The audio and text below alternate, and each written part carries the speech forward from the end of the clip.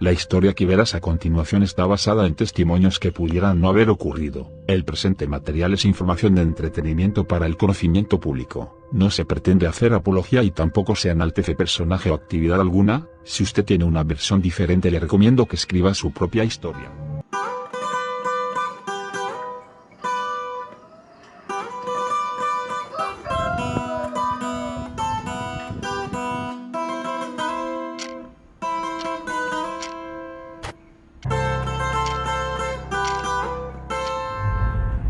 Que Dios me los cuide antes que nada.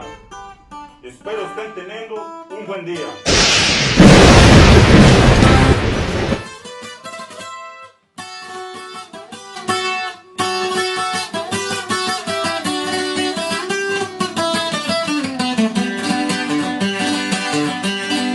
Dicen que soy muy violento, la verdad para que les miento, me enciendo en caliente.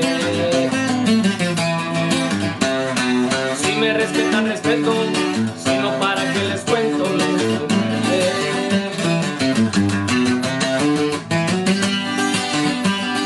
sí, señor, soy michoacano, y a ella le vengo chingando ya hace mucho tiempo. Soy un hombre de trabajo, de palabra y no me rango, yo soy mucho. Soy aquel que le pega al gobierno y que le sobran huevos. Soy aquel que tiene mucha gente peleando en terreno. Soy aquel que a punta de balazo se gana el respeto.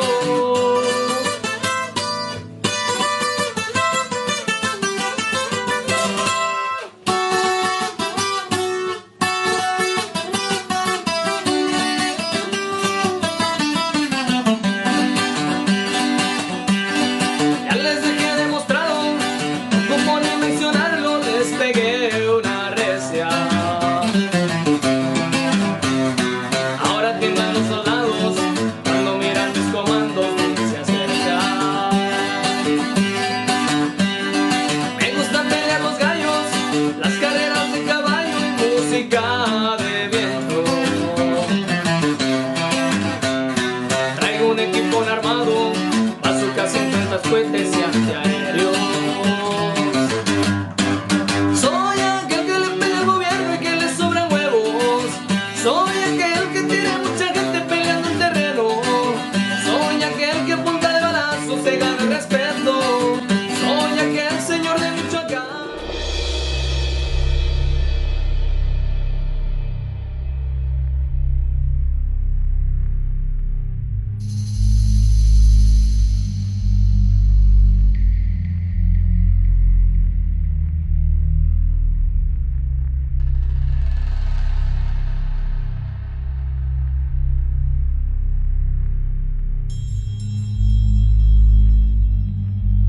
La historia que a continuación te narro son sucesos reales de un pueblo abandonado por el sistema político, el cual hace caso omiso a los reclamos de seguridad y supervivencia.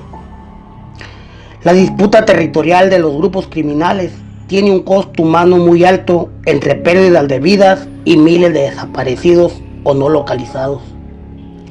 Si agregamos las víctimas de la autoridad, que por no tocar a los jefes del crimen organizado persiguen y capturan inocentes o primos delincuentes, la cifra podría ser mayor. A medida que crece la impunidad en cada entidad federativa, aumentan las denuncias de familias que tienen un detenido acusado de secuestro, asesinato, narcomenudeo, mientras los verdaderos responsables son personajes públicos que, aún siendo líderes de los carteles, se pasean en caravanas de gente armada como si fueran ellos la autoridad, si no es que sí lo son. En algunas ocasiones, las autoridades oficiales se cruzan con la maña por su camino, se saludan y se van de paso, buscando cada quien a su víctima.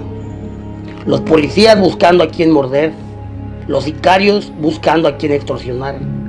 Ahí, en ese territorio de inhóspita justicia, de Rubén Oseguera hace retumbar la tierra, amo y señor del imperio, conocido como la nueva generación.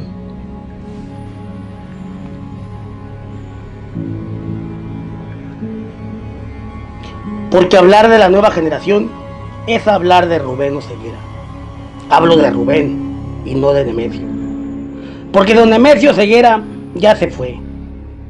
Nemesio Oseguera fue internado en una clínica de Hayward, California, suspirando por su México. Allá murió y no lo pudieron regresar a su tierra natal, Naranjo de Chila. Por alguna razón fue sepultado en Jalisco, revela la fuente, que estando en prisión le contaron que don Nemesio sí era originario de la tierra de los charros y el tequila. Al velorio acudieron su viuda, sus hijos y familiares, como suele suceder, pero su sobrino, el consentido, no pudo acudir. Si las cuentas no me fallan, dice la fuente, el sobrino en esas fechas había regresado a México deportado por la migra. Luego de hacer tiempo en prisión, tal vez por aquellos meses, pudo andar muy ocupado porque andaba muy revuelta el agua en la rivalidad de Mario Gil y Armando Valencia.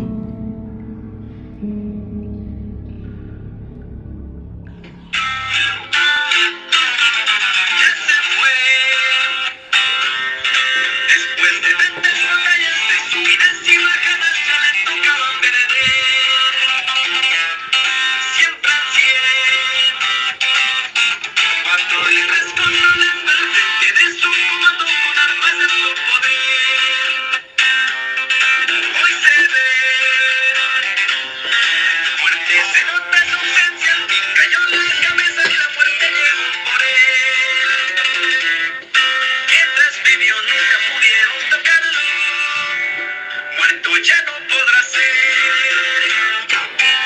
Cuando andaba por la sierra enfrentado sin pequeñas la pudieron hacer. Con su equipo patrullando del operativo armando la cabeza del cartel. Hoy sus gallos ya no cantan, están tristes. El señor Mencho se fue.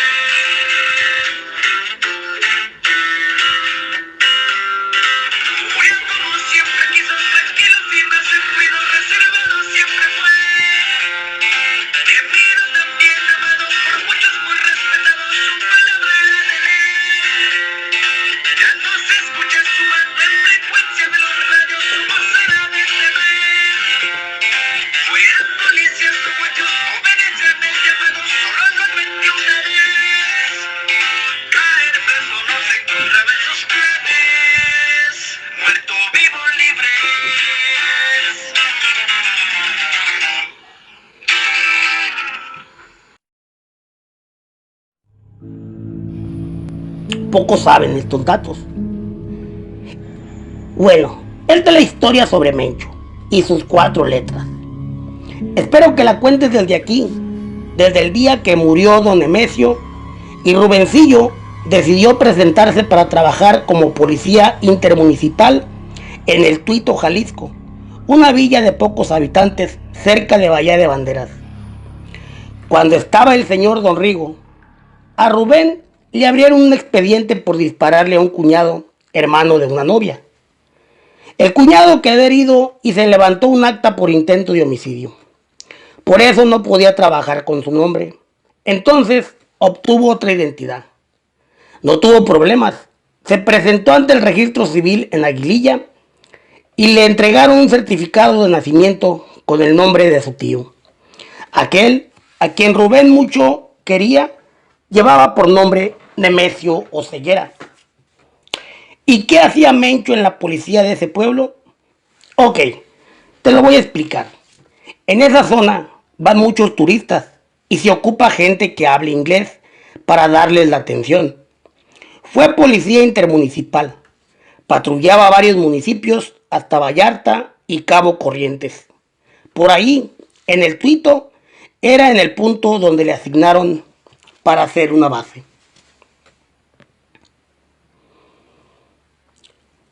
Los cimientos de una nueva generación los sembró el originario de Canelas, Durango, Ignacio Nacho Coronel. Con clientes y socios del entonces preso Rafael Caro Quintero, acaparando un producto al que ni el Chapo ni Amado Carrillo le tenían fe. Nacho Coronel le batalló para financiar solo toda la producción hasta que hicieron equipo con la dupla Adán y Luis de los Amezcua Contreras y Luis con Armando Valencia Cornelio. Aún no eran una organización, pero el gobierno mexicano los bautizó como el Cartel del Milenio.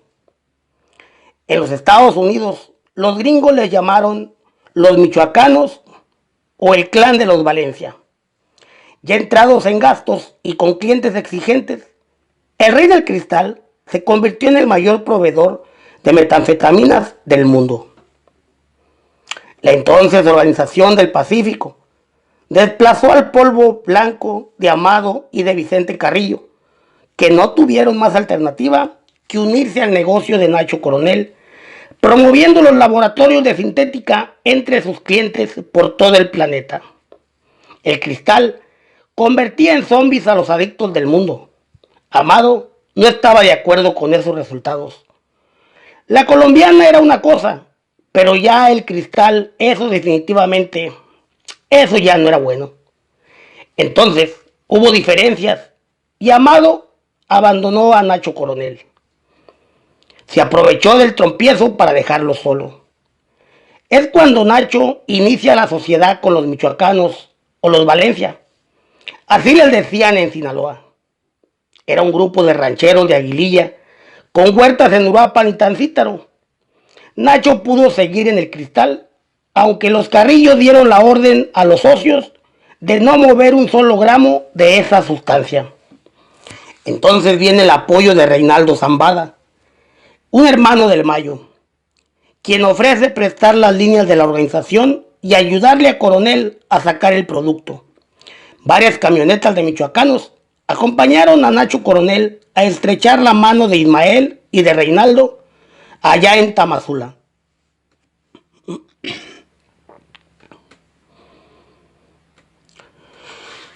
Nos fue muy bien, declara el testigo, pero Amado Carrillo tenía razón. El Cristal transformó a don Nacho Coronel. Luego de lo que le pasó a su hijo, se clavó feo en el vicio. Cuando los Valencia fueron a hablar con él, dicen, y te digo que lo dicen, porque esto no me consta, dice la fuente, porque yo no estuve en esa reunión. ¿Para qué decir? Que don Nacho Coronel se aceleró y que corrió a los Valencia, que los quería humillar, pero los michoacanos no se dejaron. Y es que si cuando los invitó a trabajar dejaron claro que no había jefes y que todos éramos iguales, ahora don Nacho movía todo, pero de no ser por los Valencia, cuando lo dejaron los Carrillo, tal vez don Nacho Coronel solo no la hubiera librado. Por aquellos tiempos, nosotros les peleamos a los Arellano, a los colombianos, a los golfos. Les hicimos un tiradero. Y es que andaban buscando con ponche y piñata a don Nacho para hacerle fiesta. Bueno, en octubre del 2009 ocurrió un enfrentamiento en un rancho cerca de Tlajomulco de Zúñiga. Ahí fue capturado el Lobo Valencia. A los pocos meses, su hermano el Tigre lo alcanzó en prisión. Según el documento de inteligencia desclasificado por el gobernador del estado de Jalisco, poco antes de ser capturados los Valencia, habían tenido serias dificultades con Nacho Coronel. De acuerdo con una de las declaraciones del miembro del cartel, en una reunión, el Lobo Valencia y Nacho Coronel casi habían llegado a los golpes, y Coronel se había quedado muy sentido. Quiso deshacerse del Lobo, pero no se lo autorizaron. Cuando el Lobo fue detenido, gente de su hermano, el Tigre, quiso llegar con Coronel y tomar la rienda. Coronel les contestó: a partir de esta fecha, ustedes son contras. El plan de Nacho Coronel era usar al Mencho Ceguera para golpear la estructura del Lobo. El Mencho estaba encargado de la seguridad del Lobo y como en esos días cae un operativo y le dan captura, Gerardón Mendoza corrió el rumor que a los Nava Valencia los habían traicionado Eric Valencia y el Mencho Ceguera. Gerardón y Pozos González bautizaron a ese grupo como los Torcidos. para decirles que eran traidores.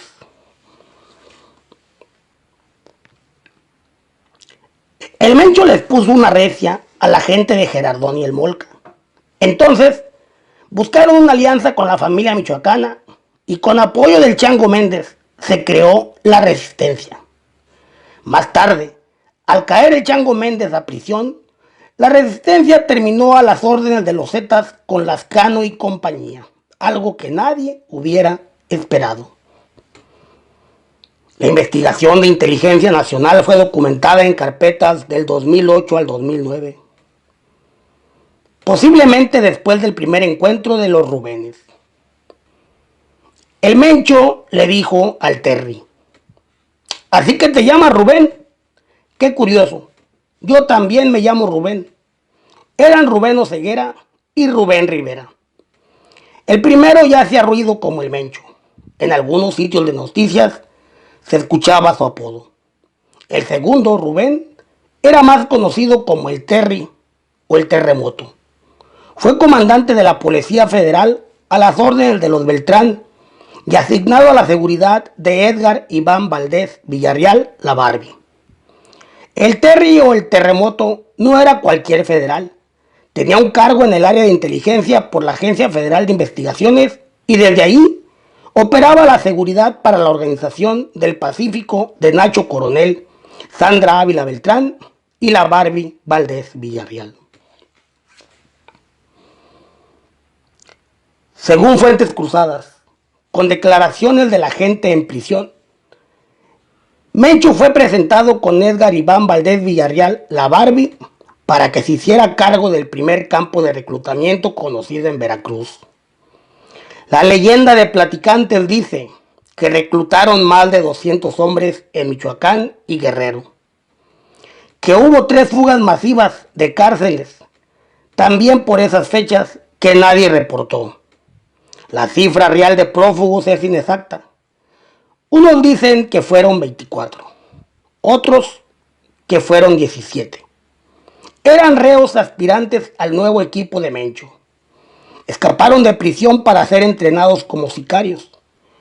2 centenares de reclutas, 200 hombres, y la mayoría no resistieron. En el nuevo grupo no había lugar para débiles, y al que flaqueara o mostrara fatiga, ¡pum!, de inmediato le daban boleto para el otro mundo. Después iban a tirarlos con mantas que confundían a las autoridades. Firmaron pues como gente nueva generación, brazo operativo de Sinaloa. Según las crónicas de ese evento, el montón más grande fue de 23 hombres y 12 mujeres, regados en la vía principal en una macabra tarde. Titulares de las noticias resaltaron el hallazgo sobre la avenida Ruiz Cortines, bajo un puente cercano al centro comercial muy concurrido. Las víctimas eran jóvenes de entre 15 a 23 años. Se dijo que eran Zetas. El ejecutor fue Eric Valencia. Después grabaron un video que se entregó a un canal de noticias por la vía anónima. Autoridades federales, estatales, municipales y a la sociedad en general.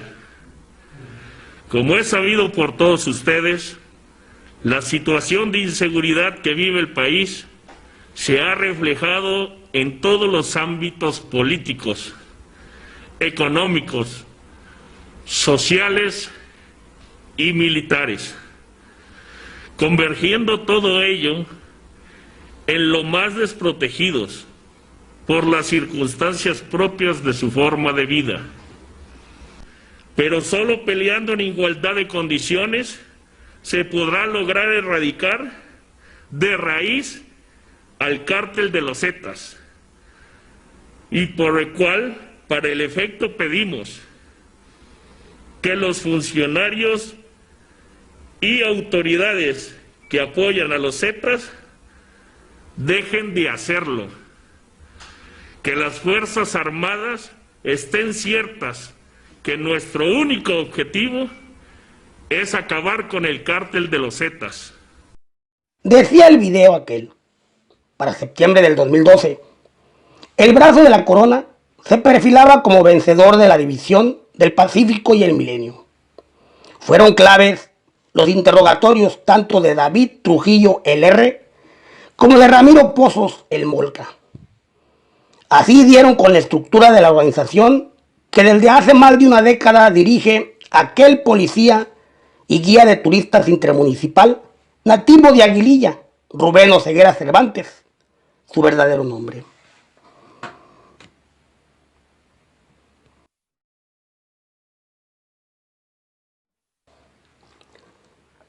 Desde el mismo día en que Nacho Coronel se fue de este mundo, su sobrino, Mario Carrasco, convocó a la nueva organización a una reunión en la Casa de Seguridad de Paseo de los Parques. La idea era presentarse como un nuevo líder. Fueron las últimas palabras de El Gallito, como se le conocía a Carrasco Coronel. Alguien sapió su línea telefónica y en minutos un impresionante operativo del Grupo Aeromóvil Fuerzas Especiales llegaba hasta la Rinconada. Según testigos, en el lugar fue ejecutado el Gallo Coronel, posible sucesor de Nacho Coronel. Los militares tuvieron que disparar a uno de sus propios elementos con el arma del difunto para simular un enfrentamiento que nunca ocurrió. Necesitaban hacerlo creíble y para eso se dispararon ellos mismos, poniendo entre medio a uno de sus mismos compañeros.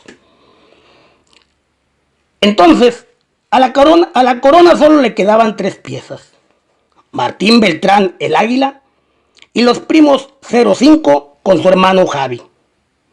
Aunque la nueva generación se había formado para darle seguridad a los Coronel, cuando el 85 le llamó a los Coronel para ofrecerles el respaldo de su grupo, el Águila le respondió en tono fuerte que era mejor andar solos que mal acompañados, algo que Valencia Salazar tomó como negatividad para seguir colaborando.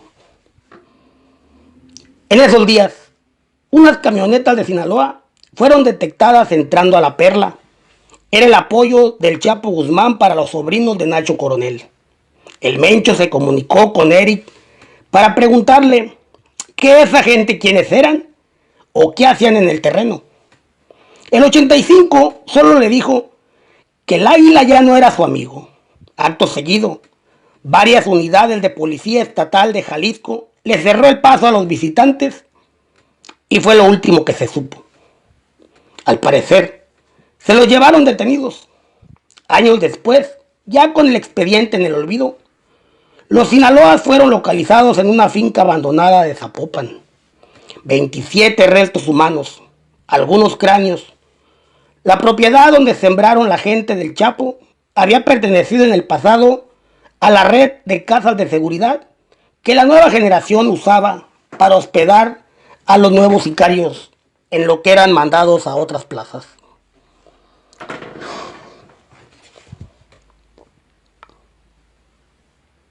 El frente de combate lo conformaron en ese orden Eric Valencia Salazar, 85, Rubén Oseguera, Mencho, Martín Arzola, 53, con ellos Otoniel Mendoza, el Tony Montana y José Luis Salazar, el Chelis. Además, una familia de Apaxingán, identificados como los Álvarez. Una célula dirigida por Ramón y Rafael Álvarez Ayala, el R1 y el R2. Luego, Agustín Álvarez, el R3. David Álvarez Ayala, apodado el R4, y así sucesivamente los demás familiares de esa gente. Los medios desinformados han querido vincular a un personaje de apodo El Tiburón. Conectados desde el Pacífico, el Tiburón, según el informe desclasificado, se movía por Sinaloa y Nayarit y Jalisco. Por allá agarró otras líneas, pero no que hiciera clave. Nunca se concentró para la nueva generación. Así te vas a encontrar varios vacíos que se hicieron públicos a propósito por orden de comandantes que ya estaban podridos en la AFI y en la PGR.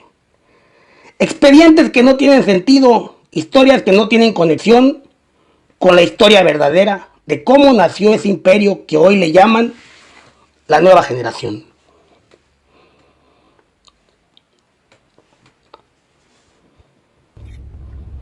Eran las 3 de la mañana cuando el zumbido de las hélices alertaron a los vigilantes en Colonia de San Javier.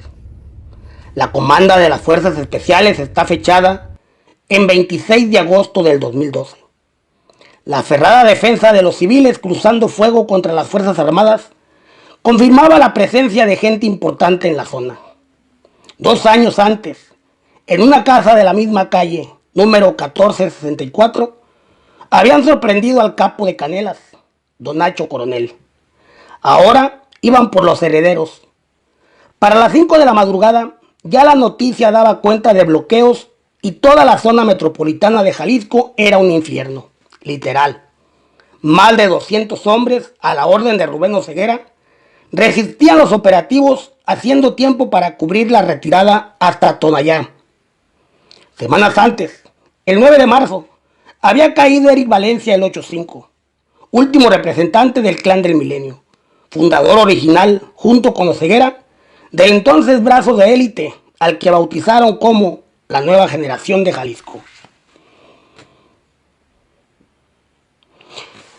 Ese día se recuerda en Guadalajara por la enorme mancha de humo que nubló el cielo de la urbe metropolitana.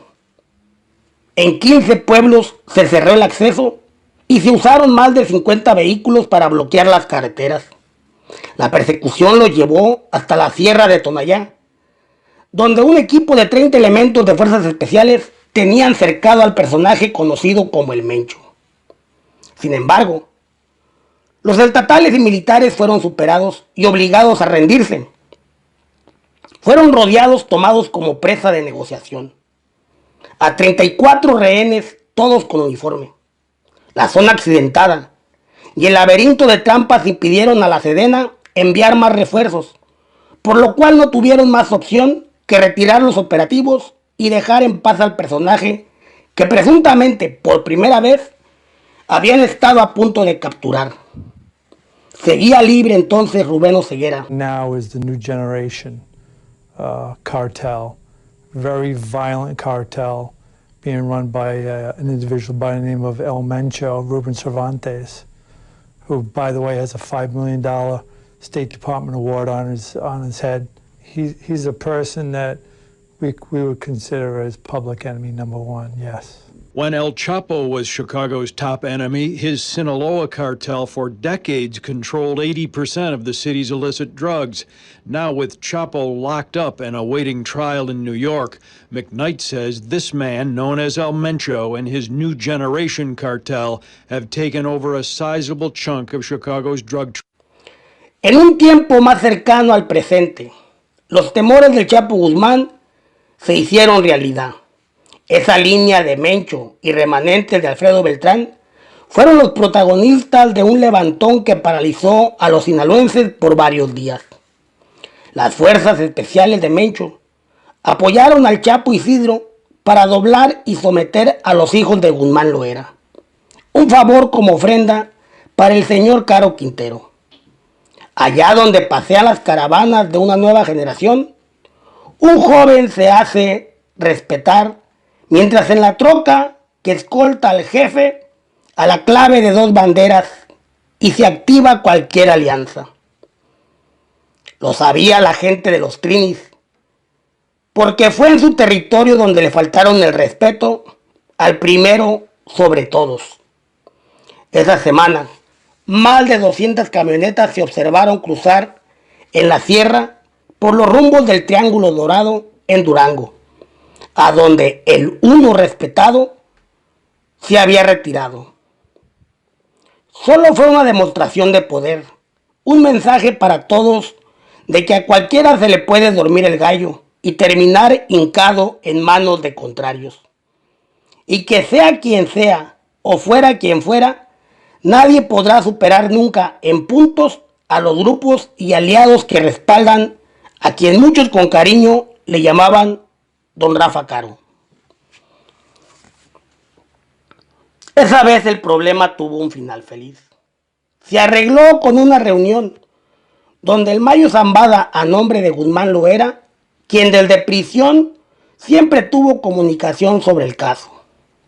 Un funcionario del gobierno era el contacto de la organización. Don Mayo acudió personalmente a dar sus disculpas y reiterar el respeto entre jefes. La nueva generación impulsó la lealtad por la vieja escuela y el número uno siempre será el primero sobre todos.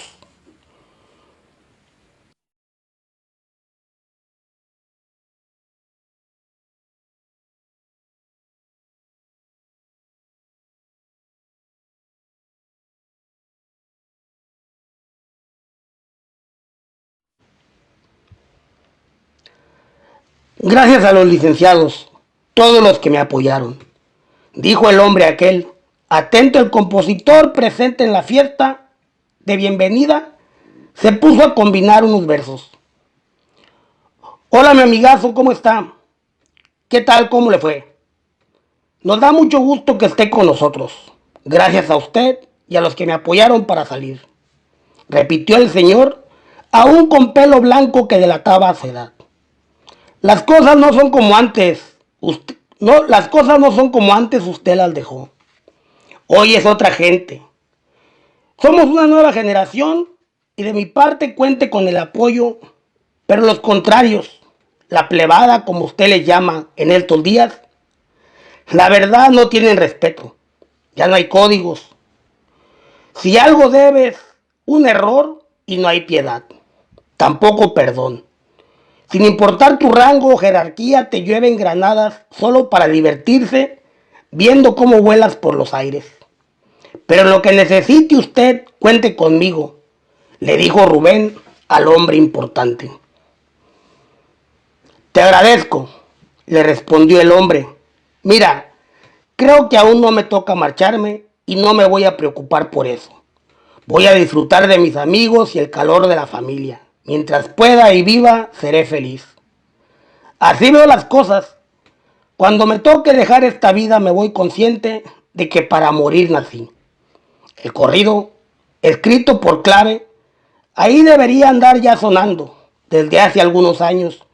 Y el señor aquel sigue disfrutando de la paz que le brindan sus añejas amistades. Otro episodio que le recuerda a los mexicanos el poder de esta nueva generación fue detonado por el gobernador González Márquez. Aquella mañana, desde temprano, se habían movilizado en sigilio los mejores elementos con los que contaban las Fuerzas Armadas. Se había trazado un operativo importante para capturar al capo michoacano. 60 elementos de fuerzas especiales altamente entrenados se coordinaron en puntos de Zapopan, rodearon todo el perímetro donde el líder de Jalisco estaba descansando. El sonido de los helicópteros por los aires fue la señal para avanzar rodeando al Mencho Ceguera.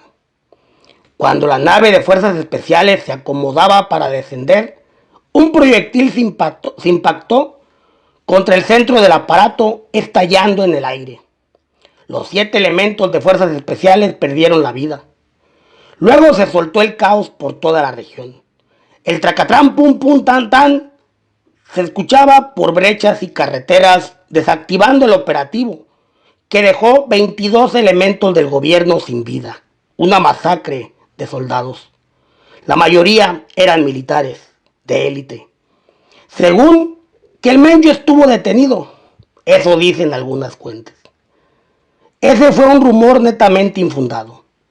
Algo que no se puede comprobar más allá de los dichos de la prensa o lo que hayan publicado las redes.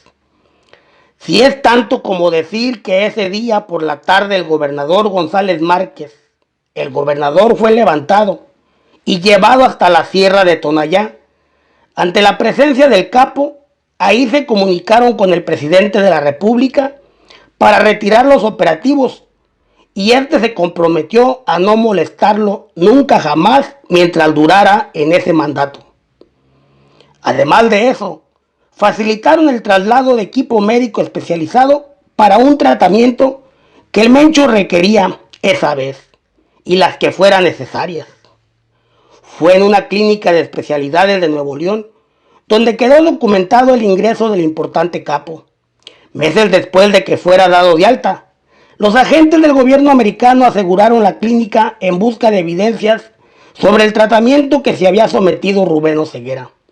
Las imágenes en blanco y gris tomadas de una cámara de seguridad, fue todo lo que pudieron obtener los hombres del FBI. En los medios se corría el rumor que los Delta habían tomado cautivo al gobernador de Jalisco. Los mismos mercenarios de élite llevaron al gobernador hasta su casa. El rumor fue confirmado.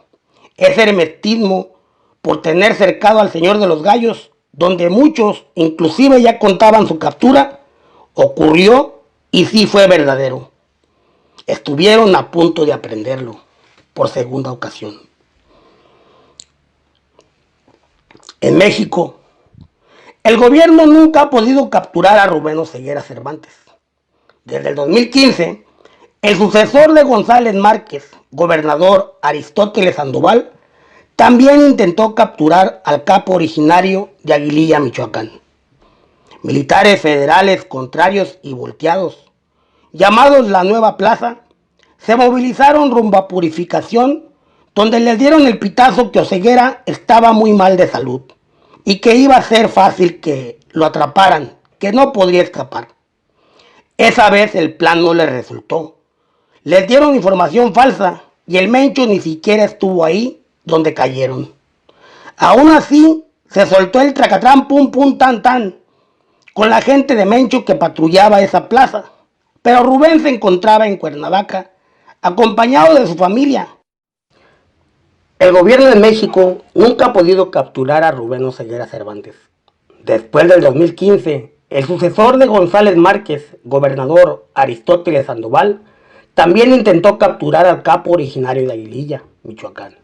Militares federales contrarios y volteados, llamados La Nueva Plaza, se movilizaron rumbo a Purificación, donde les dieron el pitazo que Oseguera estaba muy mal de salud y que sería muy difícil que escapara.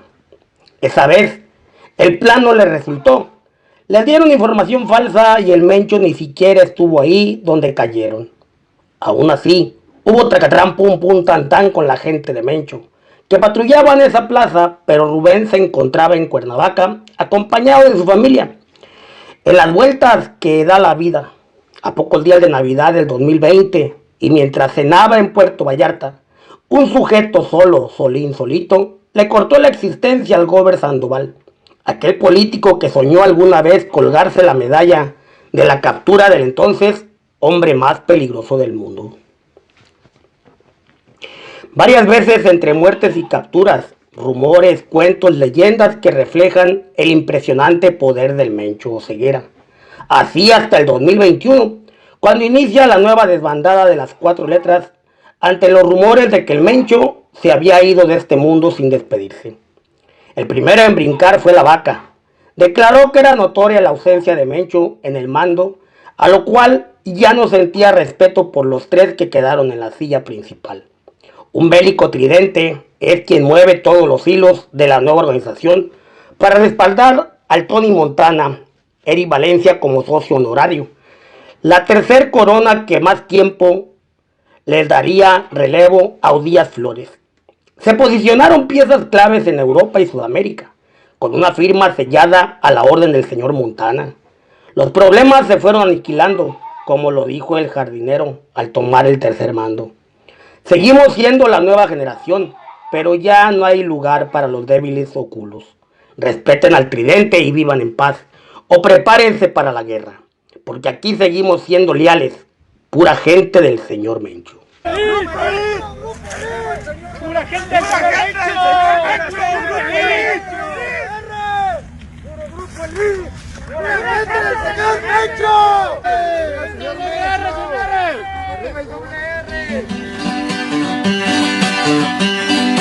Dicen que soy muy violento, la verdad para que les miento, me enciendo en caliente.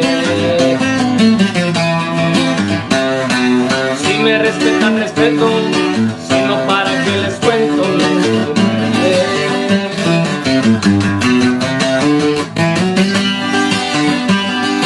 Sí, señor, soy michoacano, y allá le vengo chingando y hace mucho